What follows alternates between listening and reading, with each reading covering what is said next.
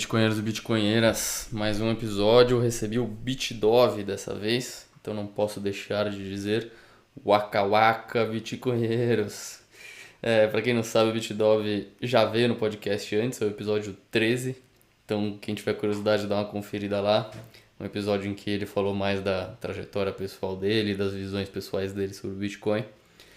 Mas nesse ele veio, a gente criou uma pauta específica para a gente falar de autocustódia, a importância da autocustódia, alguns conceitos básicos de autocustódia. E ficou bem interessante o episódio. Eu acho que não só para também iniciantes, mas acho que para todo tipo de bitcoinheiro aí é sempre interessante ouvir o Dove falar, né? Falamos sobre usuário de Bitcoin, que o Dove adora esse termo e que é muito importante para ressaltar o significado de realmente usar o Bitcoin. O que significa usar o Bitcoin, né? Falamos de vários riscos de você não ter autocustódia de Bitcoin, como reserva fracionária da corretora, congelamento de saldo, na hora que você precisar fugir de um país autoritário ou em guerra, você vai precisar de ter autocustódia, e conceitos também de o que é uma carteira fria, a diferença para uma carteira quente, que são as palavras mágicas, as seed words, enfim. Puta bate-papo, interessante, vocês vão gostar. Podem compartilhar também com todo mundo que está entrando nessa toca agora da autocustódia, vale a pena. Bom, deixo meus links aí, tanto no YouTube, tanto na plataforma de podcast, deixo meus links para newsletter, para o Twitter, para os cortes, para o canal de cortes. Peço para quem puder aí se inscrever na newsletter, tá sendo bem legal escrever esses textinhos semanais. E também para quem puder se inscrever no canal no YouTube, tô tentando chegar lá a mil inscritos. E é isso, pessoal. Vamos que vamos. Até a próxima. Muito obrigado pela audiência. Esse podcast é patrocinado pela Rispar.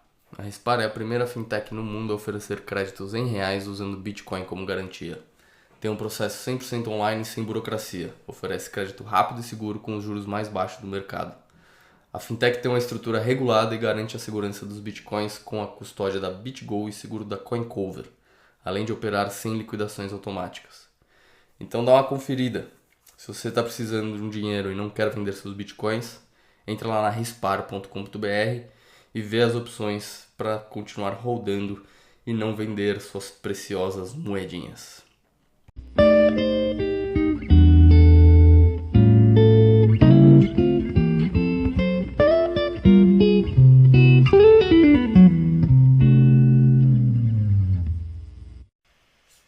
Oba, seja bem-vindo, Dove, mais uma vez ao 21 milhões. Muito bom te ter aqui de volta.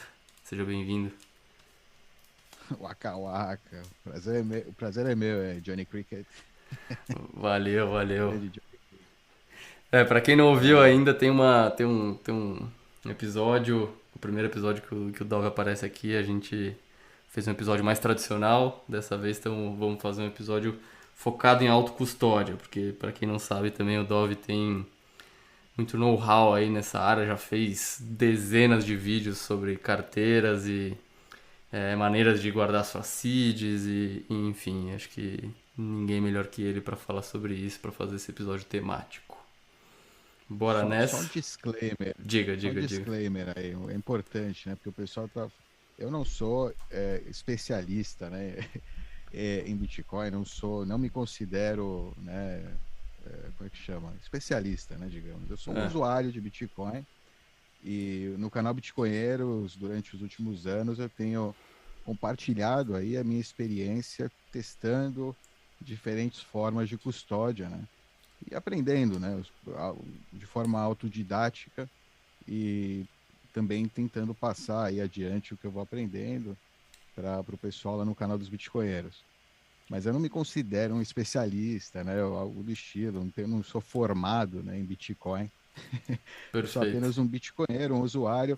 É muito importante que você entenda, né, que isso, né, que você faça a sua própria pesquisa, né? Também não considere tudo que eu falar como verdade absoluta, pesquise aí também, comprove, né? O que eu falo, eu posso errar também, claro. Não sou um especialista. Mas eu conheço bastante do assunto por causa da minha experiência aí durante os últimos anos no canal dos Bitcoinheiros. Perfeito, perfeito. É isso, é isso que a gente tava atrás, que eu tava atrás, da experiência do Dove. Então bora lá, beleza. Vamos começar, antes de começar a falar da parte técnica, de como realmente guardar seus bitcoins, eu queria passar um pouco pela importância da autocustódia, por que que a comunidade bitcoinheira fala tanto sobre isso, e por que que a gente bate tanto nessa tecla. E acho que você pode introduzir o assunto aí, Dove, fica à vontade. Realmente, a autocustódia, hoje em dia a gente pensa nela como se fosse algo fora do padrão, né? A autocustódia é fora do padrão, quando na verdade, né, o Bitcoin é um protocolo de comunicação P2P, né, de pessoa a pessoa. E para você se comunicar nesse protocolo, você tem que ter os satoshinhos, né, o token da rede, ou ter endereço público para outras pessoas poderem enviar para você satoshis.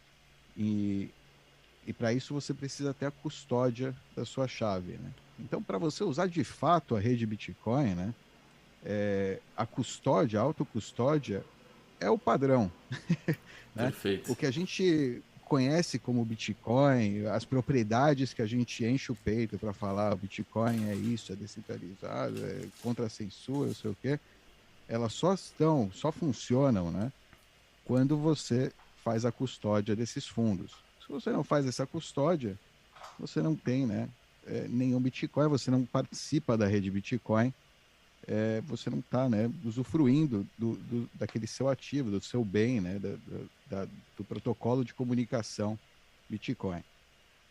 É... Perfeito, perfeito. Fala, E fala aí. a.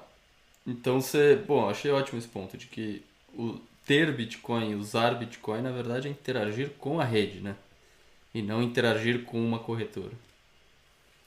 Exato, exato. Esses terceiros de confiança, né, que vieram para facilitar o acesso, né, das pessoas ao Bitcoin, né, inicialmente, depois se converteram em espaço aí para vender outros tipos de ativos digitais. Esses espaços aí terminaram, né, criando aí, gerando um costume que não é natural, né, da rede Bitcoin. Não, não é algo é, que é natural, ou seja, não, no início, né, todas as pessoas que queriam entrar na rede Bitcoin, ela tinha que criar uma carteira própria, né, e eu tinha que conseguir outra pessoa que tivesse Bitcoin para passar para ela. Era mais difícil, né, coordenar, encontrar essas pessoas, mas era possível na internet, através de fóruns, através de chat, IRC, né, conversas aí, tipo, as redes sociais antigas, né, que eram os fóruns, antes das redes sociais, depois nas redes sociais também, né, e, enfim, começou assim, e com o tempo, algum desses bitcoinheiros aí, né, que estavam no começo, decidiram que era uma boa ideia, né, é, centralizar isso aí, e começaram a criar aí as exchanges que a gente vê hoje, e que muitas pessoas infelizmente ou felizmente, infelizmente, né? Na verdade, eu pessoalmente acho infelizmente. É bom que as pessoas podem chegar rapidamente ao Bitcoin, isso é bom, mas infelizmente o padrão, né? O comportamento padrão do usuário, de uma massa de usuários, é através da experiência que ele tem com a exchange e com a carteira da exchange, né? Com a carteira da corretora. Muita gente acha que aquilo é o Bitcoin, né? Ela tem um dinheiro ali na corretora, conta na corretora, que tem uma senha, um e-mail, uma autenticação de 2 fatores. Quando ele quer transferir fundos, ele entra lá, acessa a corretora e transfere os fundos para onde ele precisar e pronto, né? E deixa lá sob custódia da corretora. Esse é o comportamento padrão. E tem uma coisa que me ficou marcada aí, que acho que quando a gente conversou com o Moritz, é, da Spectre, né? Ele Uhum. fala que comportamento padrão determina. Não, não, desculpa, não comportamento padrão, configurações padrão, né? No caso, a configuração da exchange, né? A experiência do usuário da exchange, ela determina comportamento futuro, né, do usuário. Ela meio que o usuário, aquele primeiro contato que ele tem com aquela tecnologia, a forma como ele interage com ela, ele acaba se acostumando, né? Se Uhum, funciona, uhum. ele acaba se acostumando e fica meio com o pé atrás de mudar para... porque, né, funciona, afinal de contas funciona. O Perfeito. problema, né, de você ter os seus fundos custodiados é que eles não passam, né, de uma promessa. É uma promessa em um banco de dados de um terceiro. Você não tem uma carteira na exchange, né? Você tem uma conta na exchange que tem um saldo fictício, né? Não é uma carteira na rede Bitcoin, é um saldo lá que a exchange ela, né, você tem um contrato com a exchange, você tem termos e tal, caramba, mas que, né, tá na posse da exchange e na verdade não significa, eles podem estar inclusive fazendo reserva fracionária, né? Não Exato. necessariamente eles precisam ter os fundos que eles dizem que têm, enfim, gera um monte, né, de outros efeitos aí, né, secundários negativos, né, quando você deixa o seu Bitcoin com um terceiro.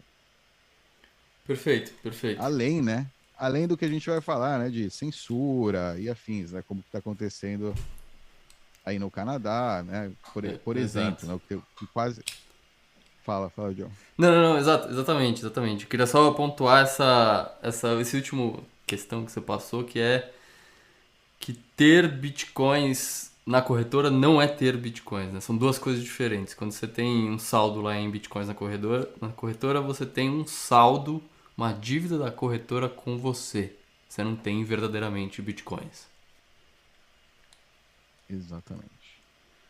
Show, show. Exatamente. E aí, bom, e aí a gente pode seguir para esse assunto que você já estava introduzindo, mas qual que é o perigo e quais são as consequências ou as possibilidades do que pode acontecer com o seu Bitcoin quando você realmente não tem Bitcoin sob custódia própria e está deixando o Bitcoin sob custódia de um terceiro e que, consequentemente, ele te promete aquele saldo quando você quiser. Quais são as consequências e os riscos disso?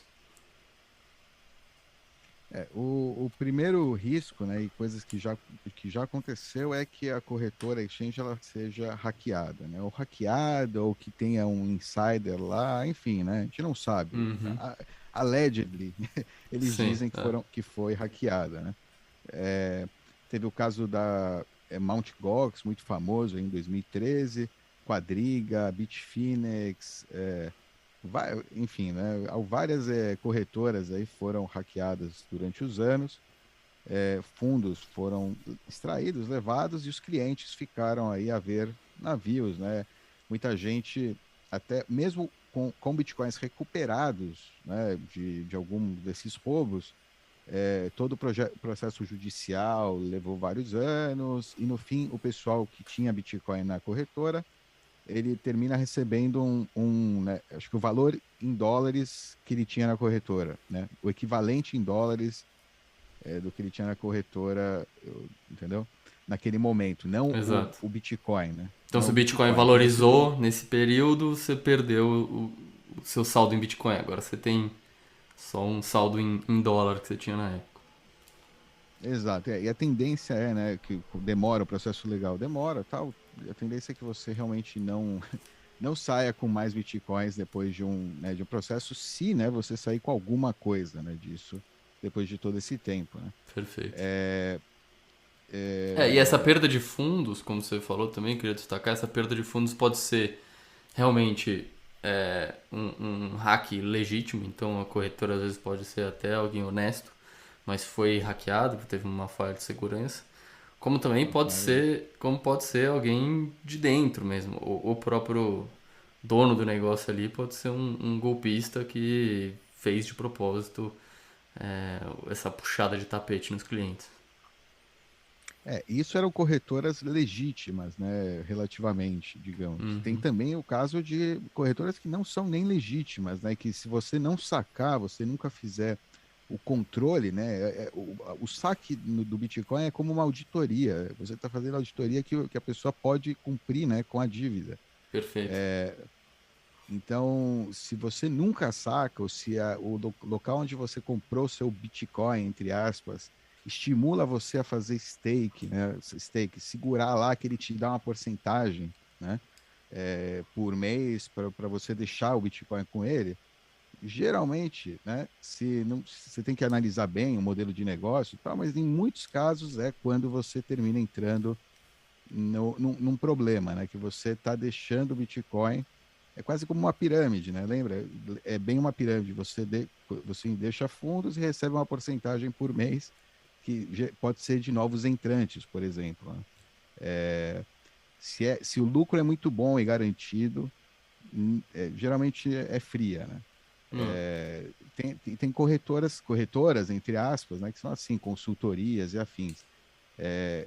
Esse é o maior problema, né? Na verdade, acho que no Brasil, né?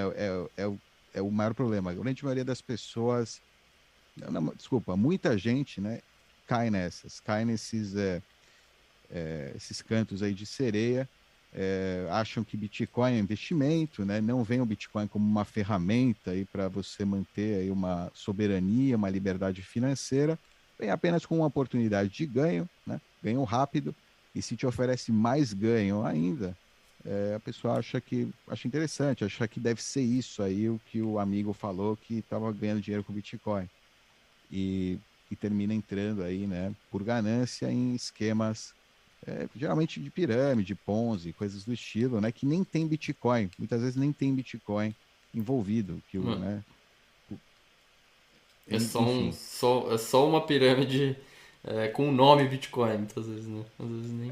exato. Hum. E tem um saldo ali, você entra numa plataforma com o seu login e tal, aparece um saldo lá, né? A sua carteira, não sei o quê. É, Tipo, tem todas as. Tipo, todos os. Tudo parece legítimo, né? Você vê lá, aparece a sua carteira num site, né? perfeito. Se você não, como você não entende de autocustódia, você não está comprando Bitcoin para usar ou para ter, porque você acha que é importante, né? Essa parte de posse, soberania, privacidade, liberdade.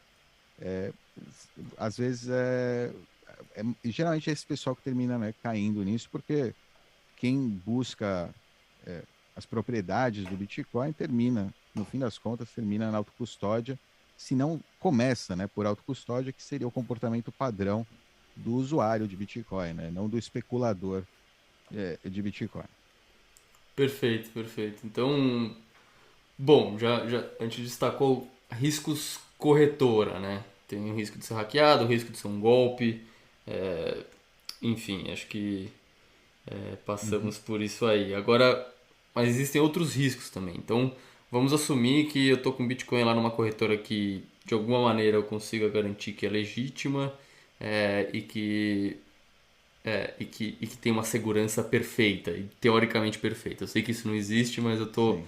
tô Não, considerando não, digamos, que é isso. perfeita, gente com moral intacta, Exato. ética, tipo, que fazem cada funcionário que entra na empresa é vetado de maneira super profissional, caramba. Exato. Digamos, Digamos isso. vamos lá. Ainda a gente tem que considerar que toda corretora está sob a jurisdição de um governo. E acho Uhum. que a gente tem exemplos claros aí nas últimas semanas e meses de governos que usaram do seu poder regulatório e até executivo meio autoritário para influenciar essas corretoras e dizer para quem elas podem prestar seus serviços ou não. Então, se você puder Uhum. falar um pouco desse risco também, do governo interferir na operação da corretora. Sim, as corretoras, as exchanges de Bitcoin são um gargalo, né? Para mim, usuário que tem preocupação com privacidade, soberania, eu vejo as exchanges como um grande gargalo, né? Para o sistema de controle. São os locais onde acontece o link, né, entre a rede Bitcoin, o protocolo Bitcoin livre, aberto, né, e o sistema fiduciário, o sistema de controle, os reguladores e afim. Então, as exchanges, né, especialmente as mais, né, como a gente acabou de falar, as mais corretas, digamos, né, que seguem tudo, seguem a lei, são as que estão, por mais seguras que elas sejam, né, e por mais, talvez, profissionais e tudo mais, são as que mais estão, né, expostas a esse tipo de ataque. Elas são as que mais estão vinculadas ao governo, né, ao Estado, são as que cumprem com todas as regulamentações, inclusive se vai em contra, né, a privacidade dos seus clientes, não tem o que fazer, né, dizem eles. Então, no caso, né, se houver em qualquer país, né, vamos dizer no Brasil, algum dia algum político, por qualquer que seja o motivo, decida, né, que os bitcoins na corretora, que as corretoras devem ser, sei lá, confiscados, por exemplo, devem ser por emergência nacional, porque a gente precisa dessas reservas para, nem digo por autoritarismo, digo, bom, isso é um autoritarismo, né, mas para sobrevivência, né, para sobrevivência do governo num Uhum. caso de hiperbitcoinização, no caso de que o Bitcoin ou que precise, né, daqueles fundos, ou seja, extrair é uma forma de extrair de um nicho, né, de repente. É. É questão de uma canetada, né, é questão de uma ordem que, né, tá tudo documentado, regulamentado, reportado aos órgãos, né, governamentais, então é questão de uma ordem. Tanto, né, ou seja, aí vem o problema não só da custódia na corretora, como de você ter, né, os seus dados pessoais cadastrados na corretora, né?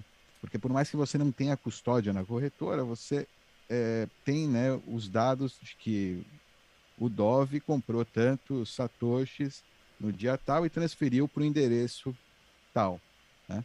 Da carteira dele, né? Da carteira de custódia dele.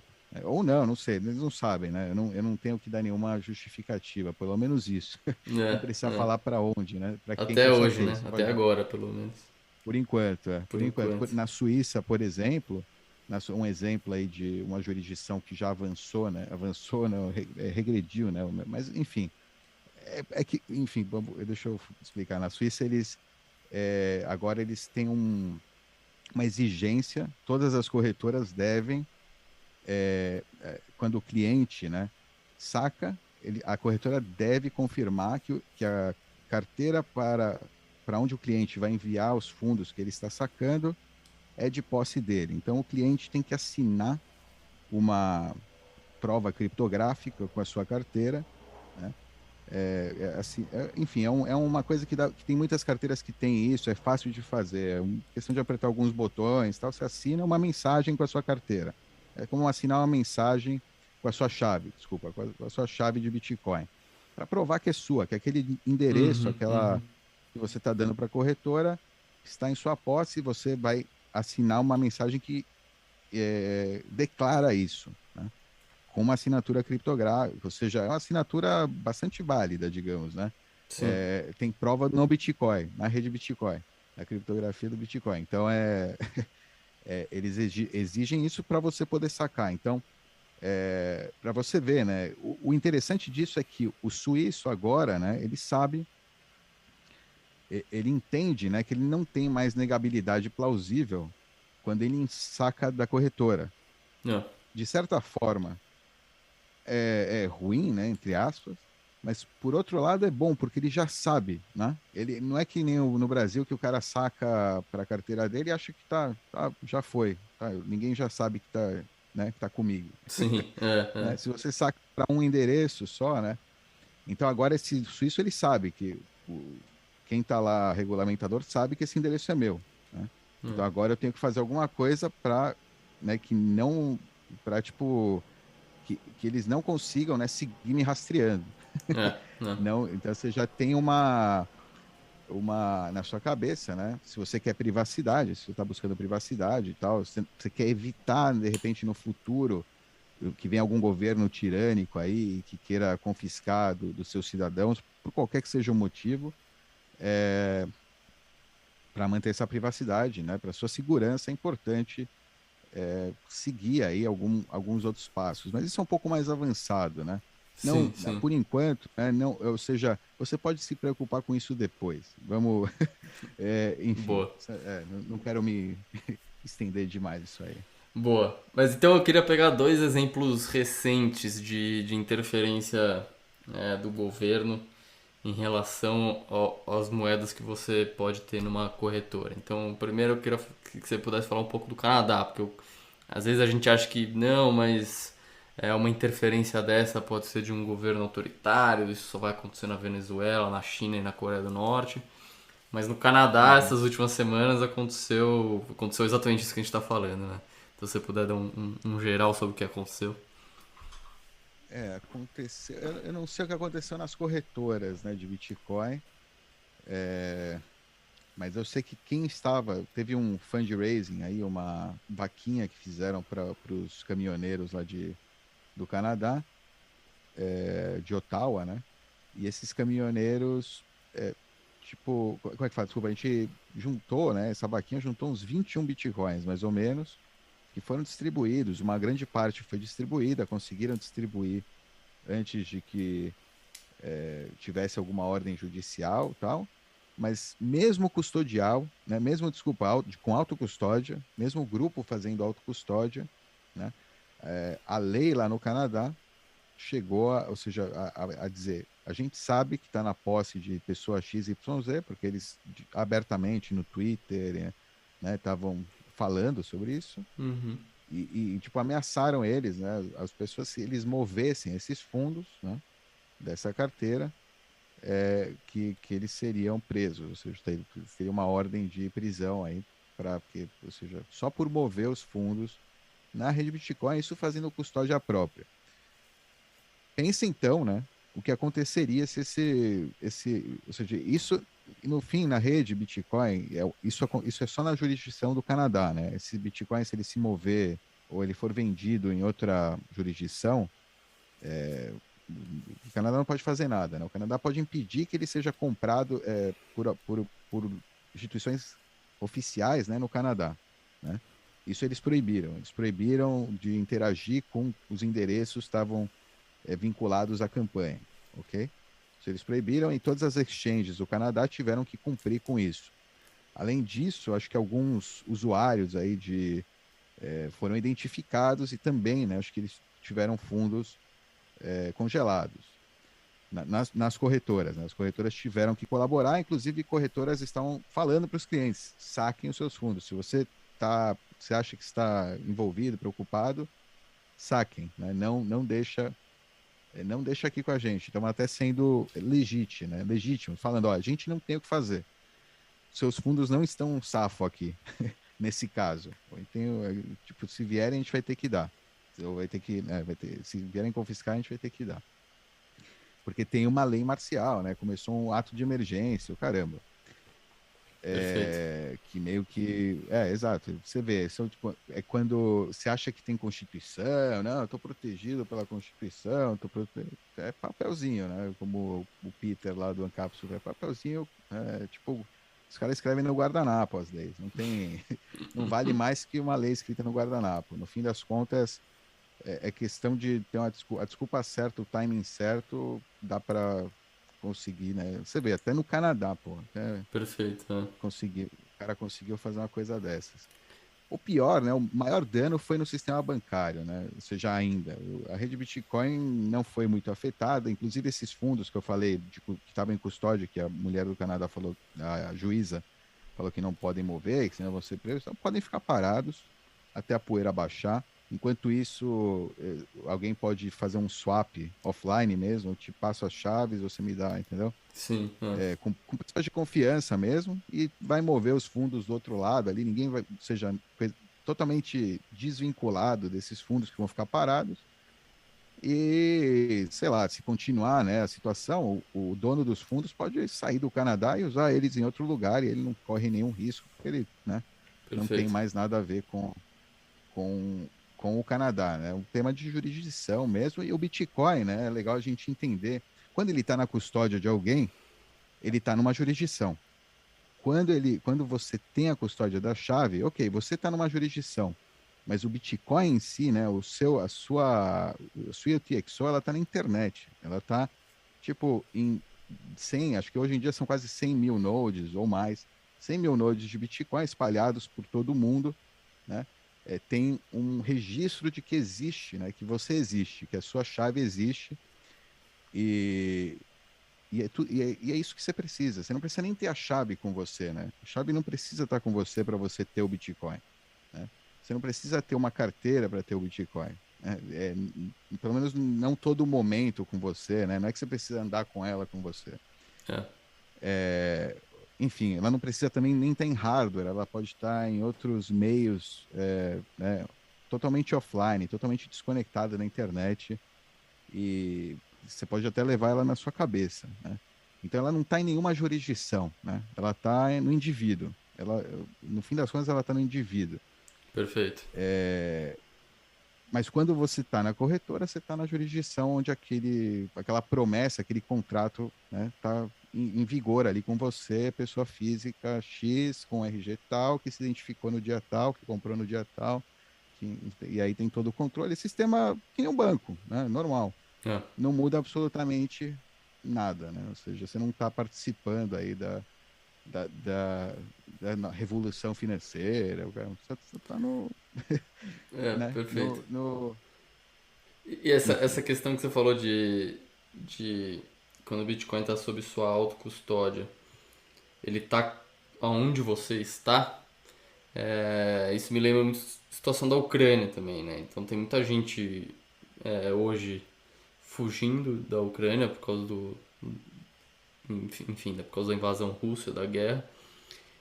Uhum. E não dá pra você, quando você vai fugir de um país, não dá pra você levar seu imóvel, não dá pra você levar nem seu saldo no banco, porque agora você vai ter que abrir conta em banco de outro país. Suas ações ou seus ativos mobiliários estão todos na jurisdição que você acabou de fugir. Uhum. Enquanto o Bitcoin você consegue levar. Se ele tiver sob autocustódia. Se ele tiver na corretora, é igual aos seus outros valores mobiliários, né? Exato, exato. E o ouro também, né? O pessoal fala muito de ouro. No caso da Ucrânia, não serve, não, ou seja, não serve. Talvez sirva para pagar alguém para passar uma fronteira, sei lá, por Mas não é exemplo. muito Mas para prático, levar né? mesmo, é, talvez sirva para pagar a sua saída. É, Mas você vai ter que deixar por lá. Vai vir, porque é espólio de guerra, né? exato. É, Se for pra passar a fronteira o Bitcoin escondido, o ouro não ajuda muito, né? não ajuda, é muito difícil. Tem detectores de metal, afim. É que tá, em situações de guerra, eu acho que essas coisas ficam um pouco mais. Mas não, acho que fronteiras continuam. Mas enfim, o pessoal fica mais criativo também.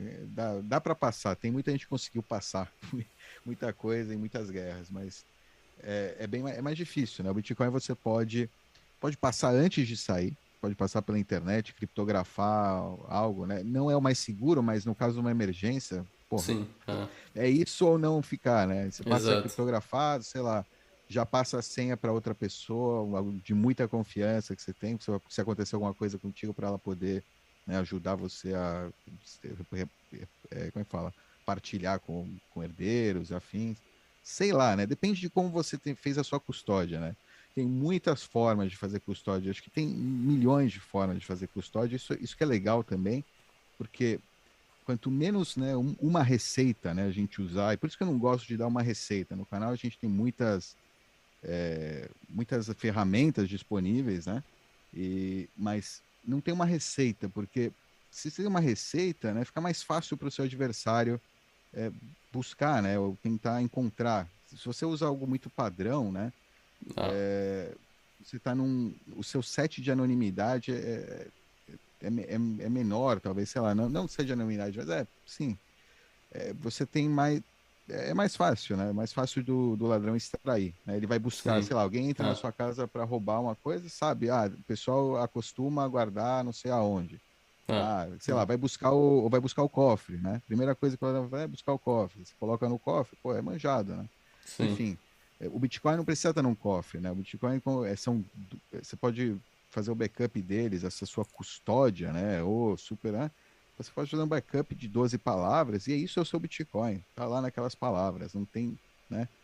Perfeito. Mais nada. Pode estar no meio de um livro, pode estar num quadro, sei lá, pode estar onde você quiser, né? Não tem e você pode cifrar mais isso, né?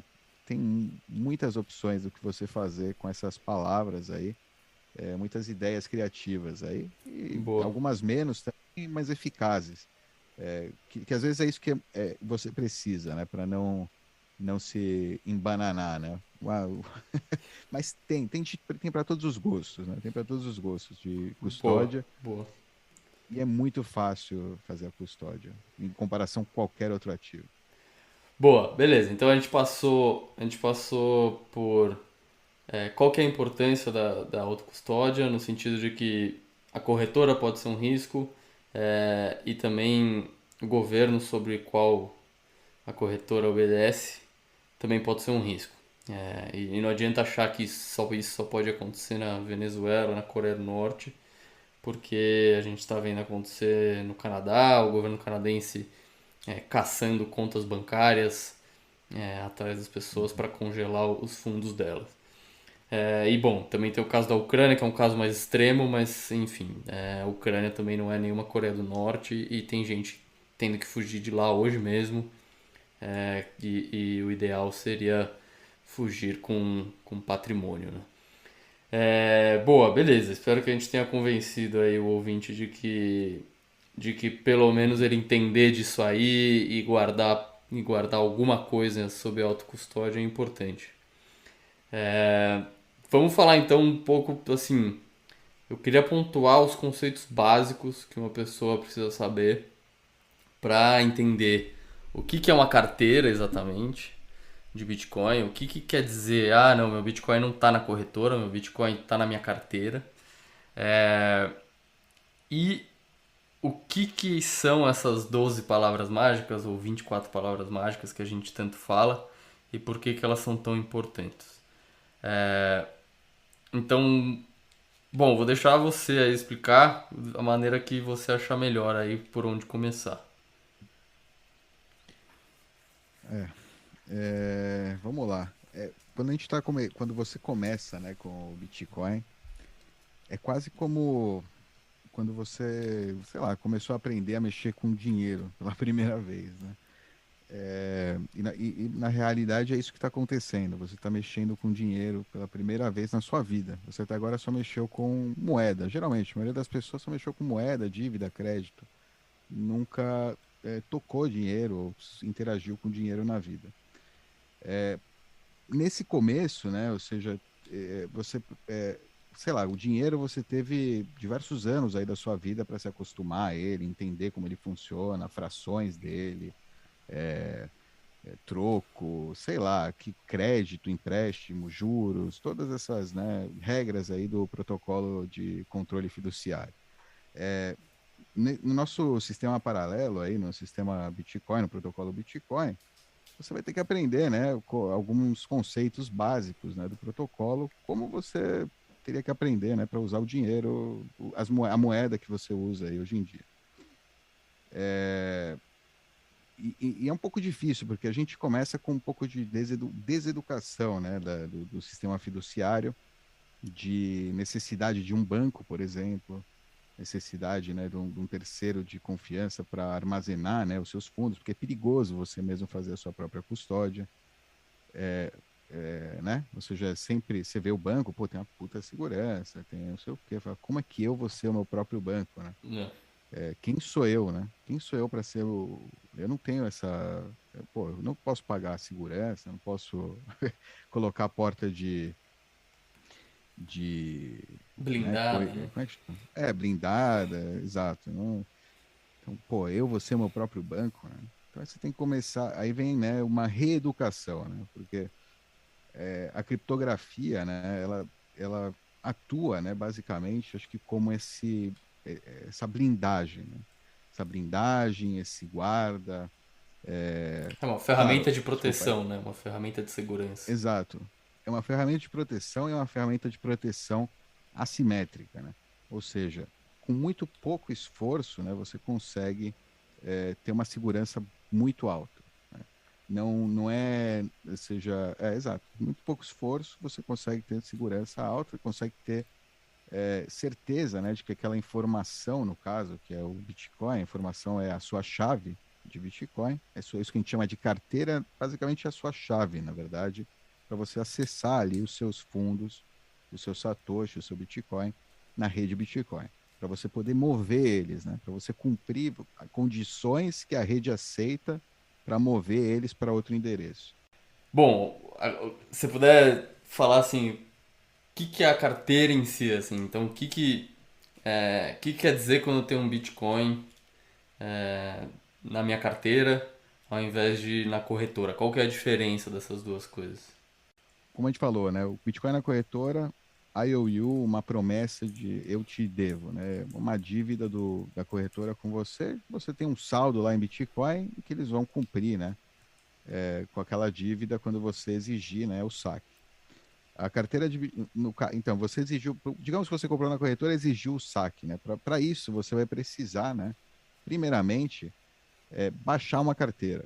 Baixar uma carteira de Bitcoin. Uma carteira de Bitcoin nada mais é do que um software, né?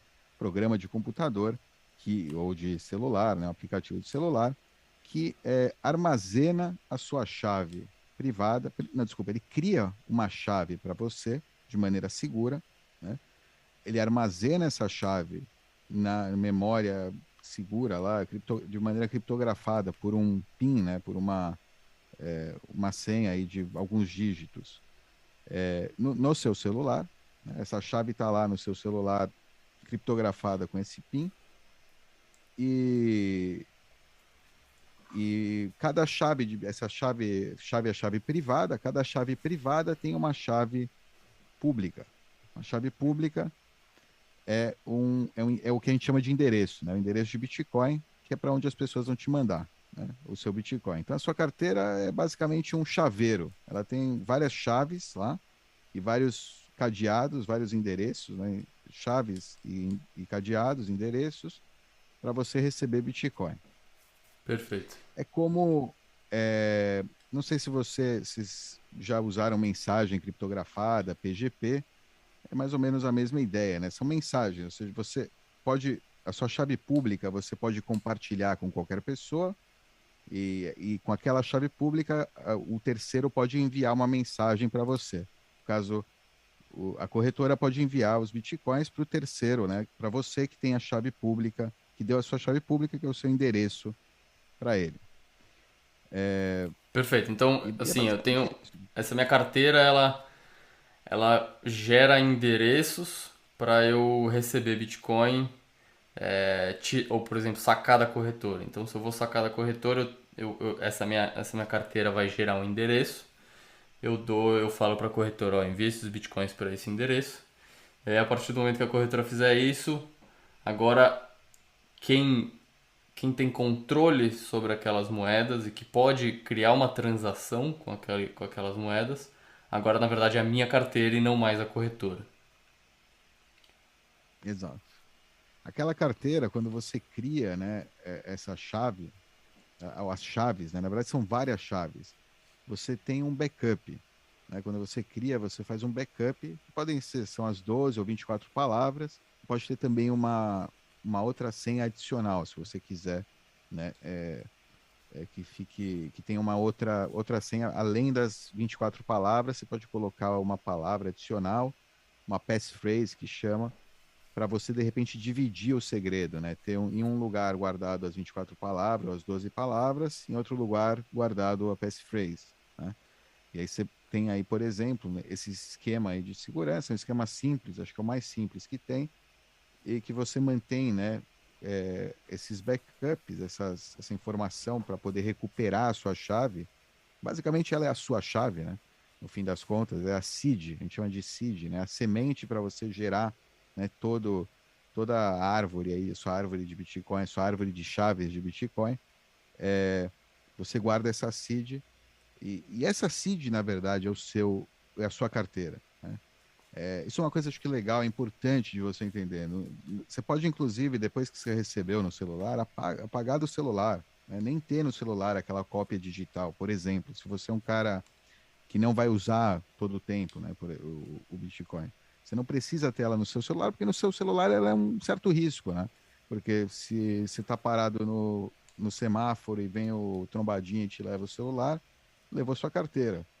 Se o Trombadinha, de repente, tem um lugar aí onde ele vende, que é alguém que tem experiência em, né, extrair informação de celular para golpe, o caramba, o cara vai ter, potencialmente pode ter acesso e é um PIN, né? O PIN não é tão seguro quanto as 24 palavras, né? As 24 palavras. As 24 palavras são muito seguras. É muito difícil alguém, como é que fala, conseguir adivinhar, né, essas palavras. Sim, É impossível, né? Não é muito difícil, é impossível, né? Tá, deixa eu Fala, John. só pontuar essa questão então. Assim, eu crio uma carteira, seja no meu celular, seja eu baixo a carteira, né? Seja no Eu celular, no tô meu computador. falando, o mais simples. Claro que tem melhores práticas. Essa é a mais Claro, simples, claro, é claro. melhor do que a Não, corretora, talvez. só queria Tem muitos. assim, para deixar claro o Sim, sim. que são essas palavras semente, essas seed words, né? Que a gente normalmente chama de seed, que é o termo em inglês para semente. Se eu baixo uma carteira no meu celular, ou no meu computador, ou uso uma carteira fria. Essa carteira, como eu já disse, ela fabrica endereços para eu receber Bitcoin. Mas o que acontece se eu perder essa carteira? Se, puta, meu celular foi roubado, ou meu computador pifou, como que eu restauro essa carteira? E aí entram essas 12 palavras, que são geradas quando você está criando sua carteira, e você precisa guardar bem essas 12 ou 24 palavras, depende do que sua carteira Uhum. fizer aí, para restaurar a carteira em outro celular ou em outro computador, já que o seu pifou, foi roubado ou perdeu. Exato. Enfim, aí se puder falar então importância, assim, o que fazer com essas 12 palavras, assim, porque você vai ter que ter cópias dela em geral, né? Porque elas são a fonte do seu backup, são essas 12 palavras. O... Só um detalhe aí da carteira, né, em si. Só uma recomendação, já que a gente está falando de carteira de celular, e você criou a carteira, fez o backup das palavras, você está lá com a carteira, seus endereços, a sua lista de endereços. O que você pode fazer na maioria das carteiras tem uma maneira de você exportar algo que se chama XPub, que é chave pública estendida, que é uma maneira de você ter é, um, você saber todos os seus endereços sem você poder fazer nada com aqueles endereços. Você apenas sabe os endereços para poder receber, mas você não pode fazer nada. Então, geralmente no celular, né, se você precisa muito ter endereços de Bitcoin para receber à mão, se não, acho que melhor também não.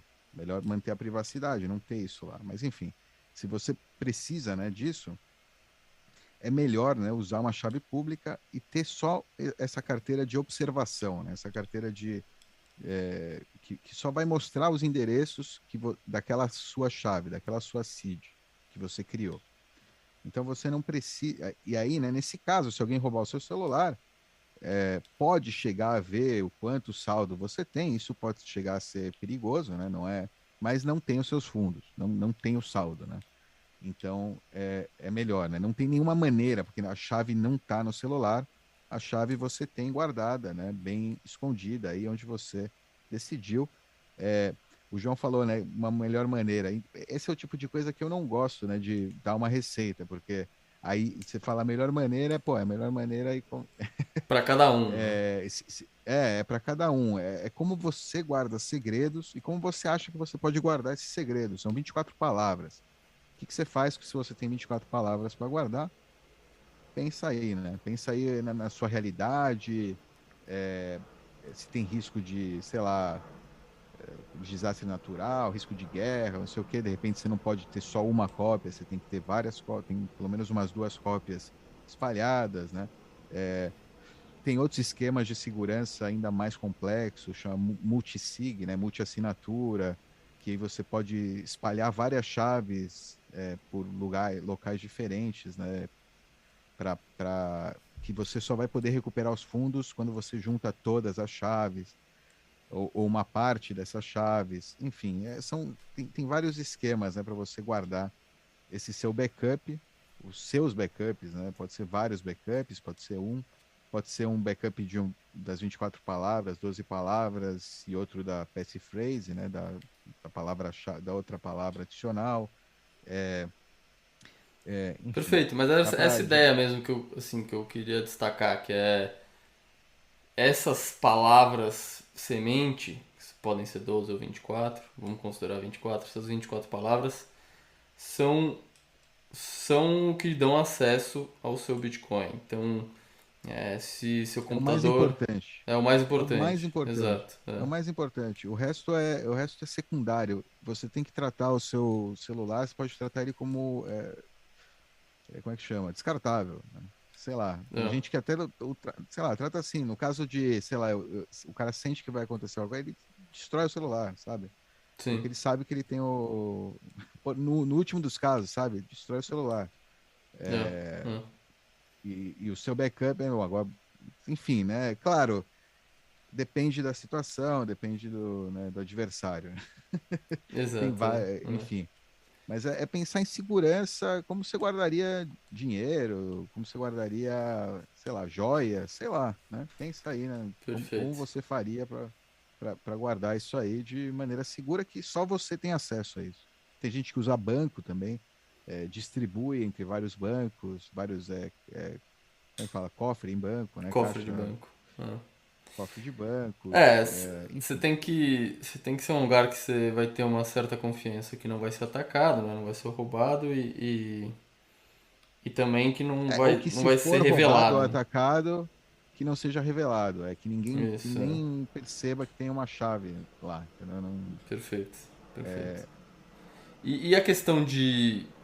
A gente sempre fala também de carteira fria ou carteira quente. Então eu queria também que você falasse um pouco da diferença dessas duas carteiras. O que, que é uma carteira fria e o que, que é uma carteira quente. Por que, que o pessoal dá tão enfoque em guardar a maioria dos seus fundos numa carteira fria. E também a consequência disso para aonde você vai guardar essas 12 palavras, né? Se você normalmente também é recomendado que você não guarde num computador ou em um aparelho conectado na internet. É, no caso, né, o que eu acabei de falar é sobre a carteira fria, a gente criou, bom, tá bom, é que a forma como eu criei, a gente criou foi no celular. Uma carteira fria mesmo, a gente vai criar num computador offline, né? Pode ser um computador offline, pode ser um dispositivo específico, né, feito para para isso, né? Com essa função, né, de criar chaves de Bitcoin, de te ajudar, na verdade, né, a fazer os cálculos para criar a chave de Bitcoin, porque muitas delas, hoje em dia, as carteiras de hardware, elas têm a função, né, de você adicionar aleatoriedade, né? O Bitcoin, as chaves de Bitcoin, elas são feitas a partir de um gerador de aleatoriedade, né? Num computador ou no dispositivo. E, e geralmente uma falha possível, né? A única falha possível numa carteira offline, ou uma das mais, né, sim, uma das falhas mais possíveis, né, digamos, é de que aquele gerador, né, aleatório esteja viciado, né? É como se você tivesse no cassino que tem um dado viciado lá, né? A empresa que criou aquele dispositivo, ela te deu, né, um dispositivo viciado, que ele gera endereços legítimos, faz tudo bonitinho, e, e- mas que na verdade ele está viciado. O que significa? Quando uma carteira de Bitcoin, quando você cria uma chave, né, de Bitcoin, acho que tem, sei lá, é um número impronunciável, né, de possibilidades, né, é um número gigante. A gente não tem nem De noção chaves privadas, né? tipo Sim. átomos no universo, é uma possibilidade, Ah, uma coisa ah. assim, um absurdo assim, exponencial, né? Tipo, quando a gente, enfim. E digamos que a carteira. Então, isso é impossível de quebrar. Esse número aleatório, encontrar essa agulha no universo, é uma agulha no universo, não é uma agulha no palheiro, é uma agulha no universo, sabe? Ah. Então, encontrar essa agulha no universo é impossível. É impossível. Eu demoraria muitos anos, né? Com muito poder computacional lá tentando quebrar a chave, buscar esse número.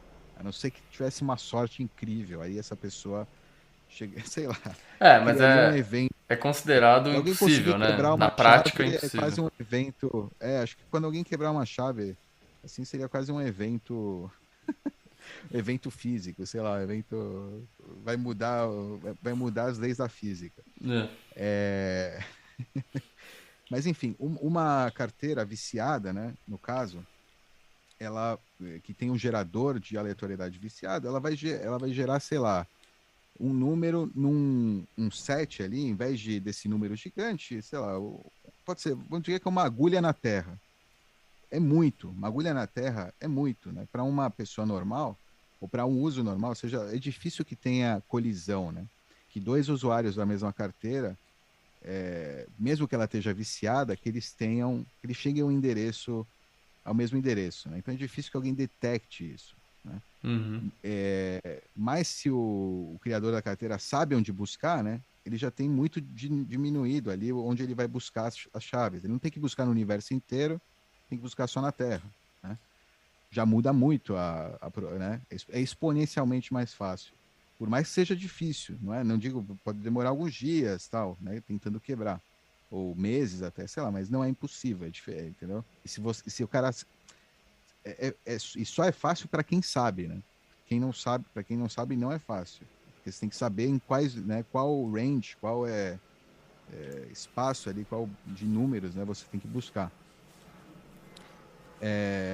Enfim, tem esse ataque possível. Então, por esse motivo, muitas carteiras, né, estão fazendo agora para você criar code frio mesmo, sem depender desses geradores randômicos, é, possibilidade de você inserir, né, criar inserindo dados, né, jogando dados, por exemplo, inserindo essa informação ou outros tipos de atividade, aí, jogar uma moeda, por exemplo, 0 e 1, né?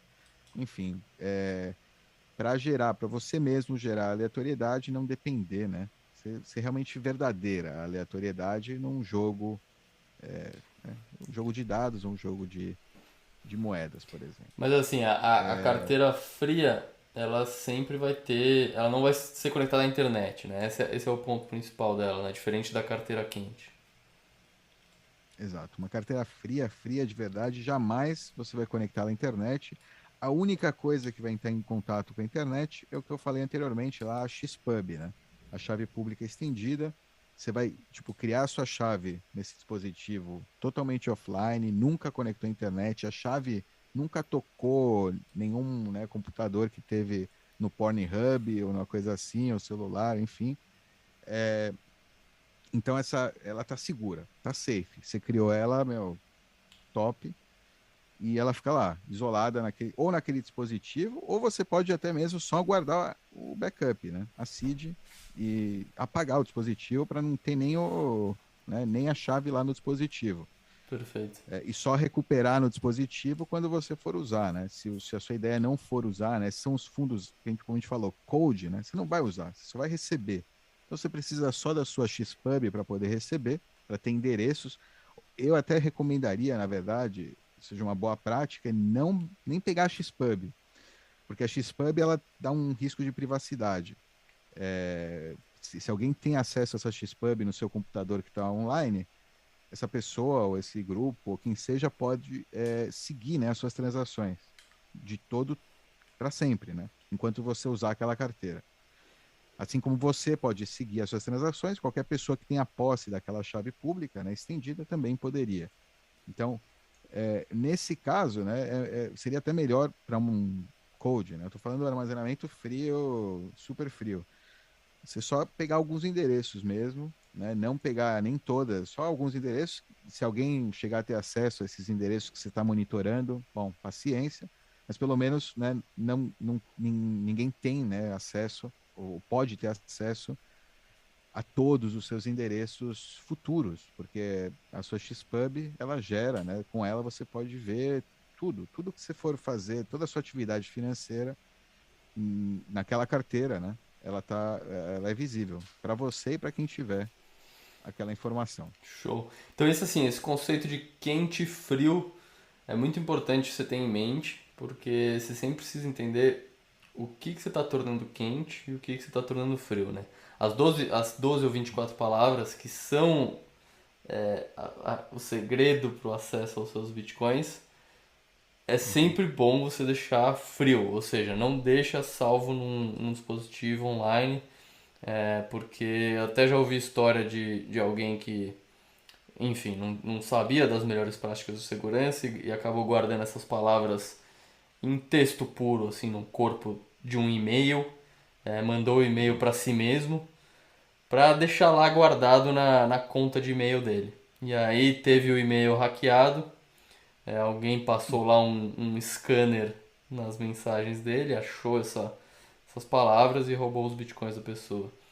Uau. Então, enfim, era só eu queria destacar essa questão, entendeu? O que você deixa quente e o que Uhum. você deixa frio, sempre tem em mente isso, que as 12 ou 24 palavras é sempre a boa prática, é sempre deixar frio, e aí deixar quente, você tem essa opção que o Dove falou, que é de seus endereços, né? Os seus endereços que você está usando para receber Uhum. o Bitcoin, você vai acabar deixando quente, porque você precisa mandar pela internet aquele endereço para alguém te enviar o Bitcoin, né? E não só para isso, né? Quando você vai usar, você também precisa ter, né? O histórico, a blockchain. Você precisa, para compor uma transação, você vai precisar acessar, né? A sua carteira na web, né? A sua Perfeito. chave Sim. pública, né? Você tem que saber os seus endereços, você tem que saber qual é a quantia que tem nesses endereços, né? Porque você só tem os endereços, né? Você não tem a quantia. A quantia está na rede, tá? Muda o tempo inteiro, né? Isso não tá em sua posse, isso está na rede Bitcoin. Isso você só vai conseguir, né, consultar essa informação tendo, né, informação, do seu endereço e também para Exato. gerar, né, as novas transações para você assinar depois de maneira fria, né? Mas Perfeito. tá, isso é um pouco mais avançado. Não, porque. Não, Uma coisa um de ponto falar. relevante mesmo, porque assim, você Sim. pode jogar, sei lá, eu pego um endereço meu, que eu tenho controle, e aí eu jogo lá na minha página do Twitter e falo, aceito doações. Mas eu só vou saber se eu realmente estou recebendo doações naquele endereço se eu acessar a internet e consultar o Isso é. blockchain que está na internet, que está quente, né? O blockchain é quente, né? Sim, aí, então, aí tem maneiras, né? Se você tem o seu próprio Node, por exemplo, rodando por Tor, tal, você pode consultar sem que ninguém saiba também. Sim, Isso é, perfeito. isso é o ideal, né? Aí você entra em Sim, outros. é, Outra coisa, interessante, importante falar, né? Que a gente fala muito hot code, geralmente a gente fala da chave privada, né? E não pensa muito na chave pública, como eu acabei de falar, né? Na possível implicações aí de privacidade, né? De alguém ter acesso à sua chave pública. A gente pensa muito na, né, implicação de perder os fundos por causa da chave privada. Isso é o mais grave, né? Obviamente. Tipo, é, mas tem também a implicação de privacidade, né? Se alguém tem acesso a Xpub, enfim, no caso de roubo de celular, tal, eu recomendaria se você tem uma quantia considerável, não andar nem com, né, carteira de observação no seu celular. perfeito. Não, não é uma boa prática. Esquece. É melhor esquecer. E é importante. Por que eu gosto de falar essas coisas? Porque é um pouco egoísta também. Parece que é egoísta por quê? Porque quanto mais gente pensar nessas coisas e cuidar melhor da sua privacidade, da privacidade dos seus endereços, da sua chave pública, que a gente geralmente a gente meio que não, muita gente não presta atenção nisso, mas quanto mais gente fizer isso, vai ser maior o set de anonimidade. O set de anonimidade são as entidades aí, os pseudônimos, os endereços na rede Bitcoin, que ninguém tem ideia de quem é, o que é, né? Que ninguém tem ideia. Por quê? Porque são pessoas que têm boas práticas que não, né, não entram em sites onde que podem associar essa informação com o seu IP, com a sua conta Google, por causa do AdSense que tem no site também, sei lá, coisas do estilo. Perfeito. Você, as big techs, né, e as empresas de análise da blockchain e tal, e que eventualmente serão compradas também pelas big techs e que vão aproveitar todos os pontos de dados que eles têm de todas as fontes possíveis aí para, né, tentar vincular usuários a transações, usuários a endereços. Então é importante desde já, porque é tudo meio retroativo, né? Se você já vazou essa informação para uma Big Tech, ele já tem ela. E, se, e como eu falei, a Xpub, ela dá todo o seu histórico futuro também, né? Os caras têm, pode te monitorar assim melhor que, né? É o pesadelo da surveillance, né? Como é que chama? Do monitoração financeira. Tipo, se É, alguém. é. Então, é algo que é importante, sim, que a gente tenha muito cuidado e que use, respeite, né? Assim, especialmente, como eu disse, para fundos, né, cold, né? De poupança, fundos que você não quer que ninguém saiba, que você não vai usar, que você tem pensado, né, para futuro, para sua pra aposentadoria. Claro, pela praticidade, para sua carteira do dia a dia, trocado e tal, pode usar a carteira aberta, pode usar a carteira hot no seu celular, enfim, né?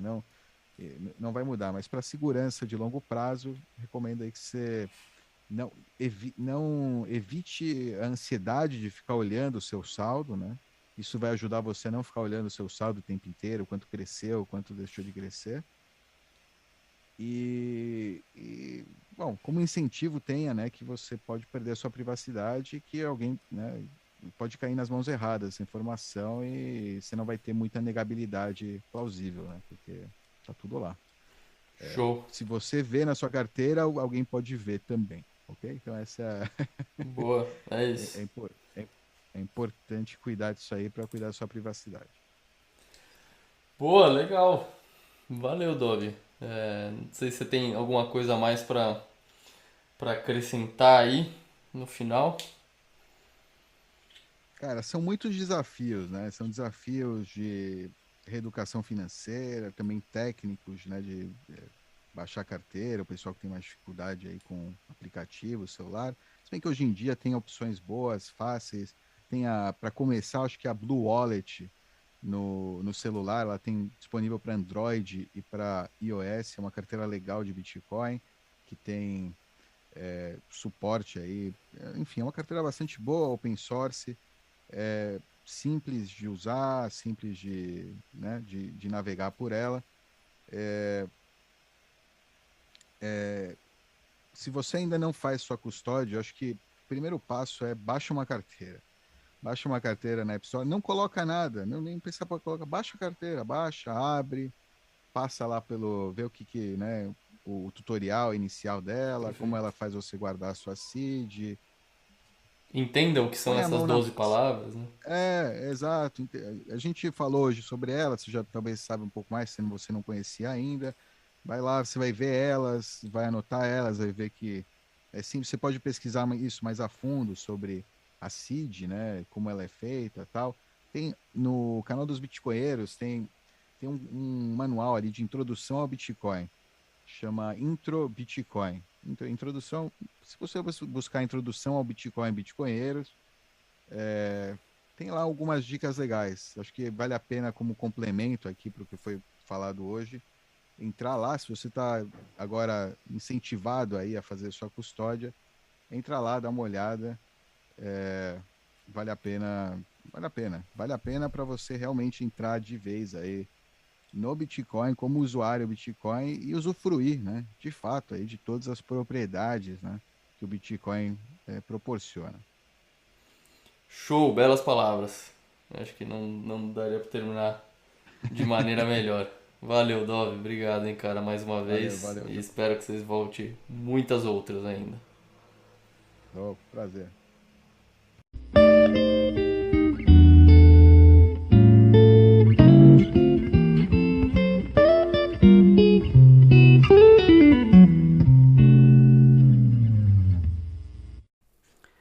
Esse podcast é patrocinado pela Rispar. A Rispar é a primeira fintech no mundo a oferecer créditos em reais usando Bitcoin como garantia. Tem um processo 100% online sem burocracia. Oferece crédito rápido e seguro com os juros mais baixos do mercado. A fintech tem uma estrutura regulada e garante a segurança dos bitcoins com a custódia da BitGo e seguro da CoinCover, além de operar sem liquidações automáticas. Então dá uma conferida.